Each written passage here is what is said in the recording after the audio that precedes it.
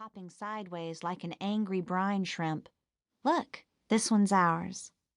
She pulled into the driveway. Laurel and David's house was the palest blue, trimmed in deep plum and heather. Two gargoyles hidden in the eaves watched over her with fierce eyes. A weather vane on the roof told her the wind's plans for the day. Thalia glanced from the turret to the sloped roof and then shook her head. "You say something nice," Laurel said, putting one hand over the swell of her abdomen.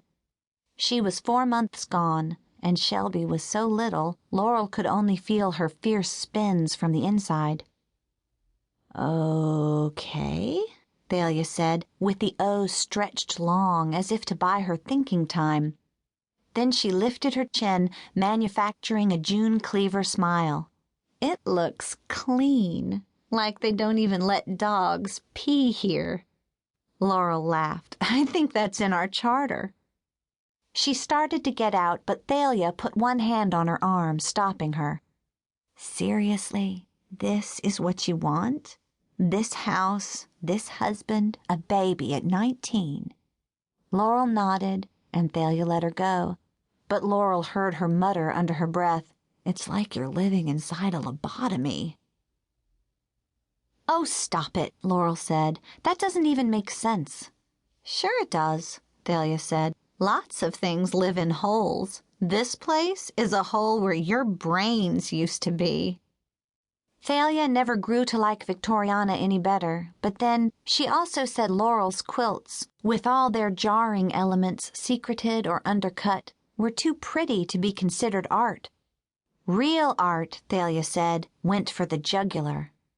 Laurel would let a bleached bird skull peek out of the gingham pocket of a country Christmas angel, but should never replace the angel's pretty head with it. It wouldn't feel right.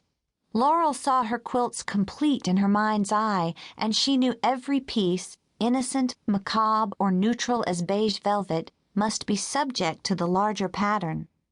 Likewise, Victorianna's pieces made a whole that Laurel thought was lovely. Her neighbors might each have their own especial favorite sins. They drank or fought, they cheated on their taxes or each other. But they washed and waxed their cars on Saturdays, and they kept their hedges and lamps trimmed. They put up neighborhood watch signs and kept their curtains open, ever vigilant. Old-fashioned glass lamp-posts lined the streets, so that even at night a ghost would be hard put to find a shadowed path to Laurel's door. Even so, that night, the drowned girl came anyway. A storm was gathering, so Laurel checked that the chain was on their bedroom door before climbing into bed. She was more likely to sleepwalk when the air was humid enough to hold the taste of electricity. She'd rise and undo locks, pull up windows, unpack closets and drawers. Once, she'd left a puffy, beaded poppy she was hand-sewing sitting out on her bedside table. She fell asleep thinking that the black beads at the poppy's center were as glossy and round as mouse eyes, and then she rose up in the night and picked out every stitch. Her hands liked to open and undo while she was sleeping. The chain was no challenge. Its true job was to rattle against the doorframe and wake up David so he could lead her back to bed. Their bedroom felt like a crisper. David, whose metabolism ran so high his skin always felt slightly fevered, couldn't sleep in summer unless the thermostat was set at 65. Laurel climbed in and got under the blankets, pressing her front against his warm back. She kissed his shoulder, but he didn't stir. He was well and truly out, and his lanky body had solidified into something dense and hard to shift. David was working 15-hour days, adapting simulator code he'd written for the Navy into a PC game for a company out in California. He'd probably spoken 10 complete sentences to her in the last week.